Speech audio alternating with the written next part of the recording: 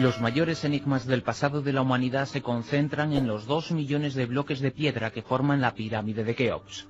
Sus 230 metros de base y 147 de altura la convierten en el más fascinante vestigio arqueológico del planeta. Alrededor de ella han emergido los más variados arcanos. Se desconoce si la construyó Keops, si es más antigua que lo comúnmente aceptado. Se desconoce si realmente es una tumba, si aún existen cámaras secretas en su interior. Se desconocen muchas cosas, pero sobre todo una. ¿Cómo se construyó la Gran Pirámide? Este es sin duda el mayor de los misterios. Un perfecto colofón a esta primera entrega de 100 capítulos que procura presentarles los enigmas de nuestro mundo.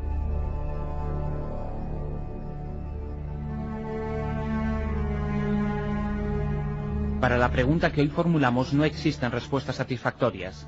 Vamos a presentar algunas hipótesis para explicar cómo los antiguos egipcios, sin conocer el hierro y la rueda, fueron capaces de semejante hazaña.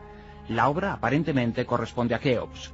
Su reinado duró 23 años, su inmortal obra le llevó 20. Cada año, por tanto, se debieron colocar más de 125.000 bloques, o lo que es lo mismo, 1.000 bloques al día, o más inquietante aún, aprovechando todas las horas de sol. Cada minuto, un nuevo bloque pétreo de 2 toneladas se incorporaba a esta auténtica escalera hacia el cielo. Sin duda, cuesta imaginarlo.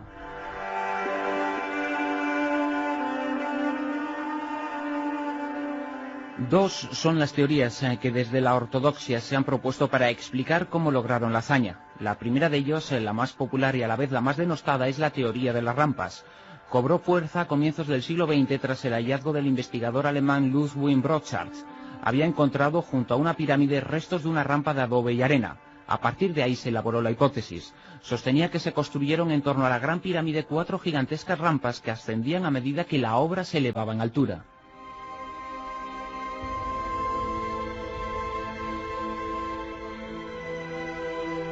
La hipótesis de las rampas fue modificándose. Hoy, siendo la más aceptada, la versión del arqueólogo americano Mark Lehner se ha impuesto.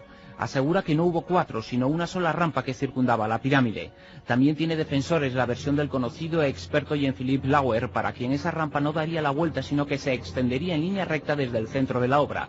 Sin embargo, dicha rampa debería medir unos 2 kilómetros de longitud y tener un desnivel del 30%, con las dificultades que implica elevar por ahí tan enormes bloques. La rampa, por si fuera poco, sería mayor que la propia explanada de Gizeh.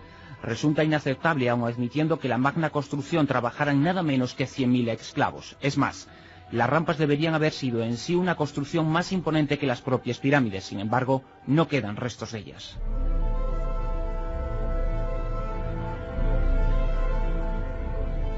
La otra hipótesis ortodoxa es la que plantea que fue construida gracias al uso de palancas que elevaban de una altura a otra los enormes bloques. Al igual que la anterior, no ha podido ser demostrada de modo experimental, porque además uno de los grandes problemas que implica es el traslado mismo de los bloques. El icono nos remite al uso de rodillos, pero el traslado de los bloques desde las canteras y a través del Valle del Nilo, y no digamos sobre las rampas, habría requerido de miles de rodillos, de miles de troncos, de millones de troncos en mitad del desierto, ahí donde casi nunca hubo madera suficiente, siendo además la escasa cantidad que se supone existió de nula resistencia.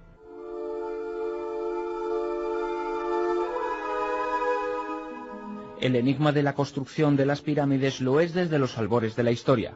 Heródoto, en sus ambiguas descripciones, explicó hace 2500 años que se edificó gracias al uso de una especie de máquinas que ascendían los bloques de una grada a otra. Así se lo narraron los sacerdotes con los que habló. Aquí podemos tener una primera pista, la otra nos la otorgan las medidas.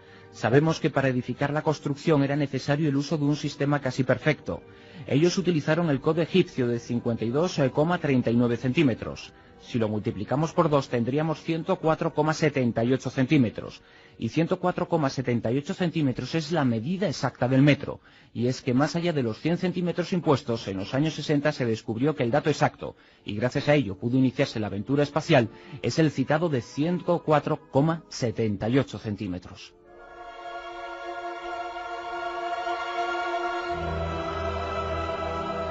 Lo sugerido por Heródoto y un conocimiento métrico exacto solo equilibrado por el hombre moderno comienza a apuntarnos la posibilidad de una sabiduría en Egipto de la que apenas habrían quedado restos. A esto tendríamos que sumar el hecho de que la pirámide de Keops, a diferencia de otras de su época, tenía las cámaras funerarias en el interior del monumento, no por debajo de él. El manejo de los bloques, en este caso, implica una ingeniería muy desarrollada. por no mencionar el pulido del revestimiento de la pirámide, liso como lo son hoy solo las lentes de los telescopios, o el perfecto ensamblaje de las piedras, entre las cuales apenas puede introducirse una fina cuchilla de afeitar.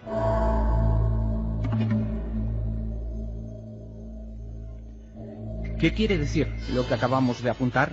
Sencillamente que los egipcios contaron con una tecnología superior a la aceptada. Solo así podemos explicar la perfección de la Gran Pirámide.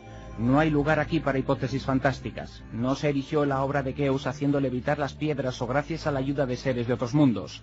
Nadie, ni ortodoxo ni heterodoxo, defiende esas posibilidades por extendidas que estén. Es necesario encontrar una nueva vía.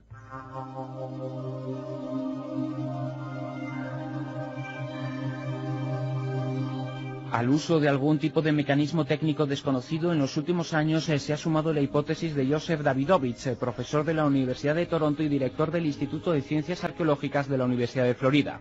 Este investigador hace poco más de una década analizó químicamente y con microscopio algunos de los bloques. Descubrió en el interior de las piedras calizas varias cosas extrañas, pelos, fibras y burbujas de aire. No hay explicación posible para justificar tales presencias.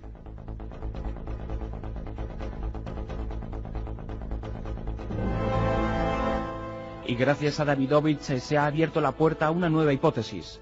La posibilidad de que los químicos del Imperio egipcio hubieran sido capaces de fabricar piedra o de ablandarla, facilitando así su manejo. Quienes lo defienden presentan algunos grabados y jeroglíficos que podrían indicar que los egipcios eran capaces de hacerlo. Sin embargo, faltan aún las pruebas definitivas para demostrarlo. Mientras tanto, aun sabiendo cómo no se construyó, seguimos sin saber la técnica utilizada para levantar la Gran Pirámide.